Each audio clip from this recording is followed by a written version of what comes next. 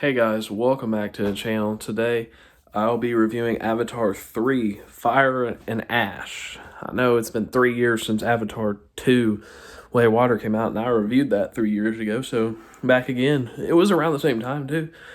Back again with Avatar 3, Fire and Ash. I think this was better than The Way of Water, but not as good as the first Avatar. The first Avatar is still the best in the series.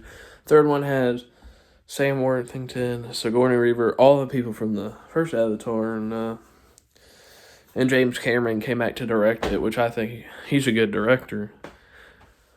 I think Avatar 4 is supposed to come out in 2029, so around this time in 2029, late December.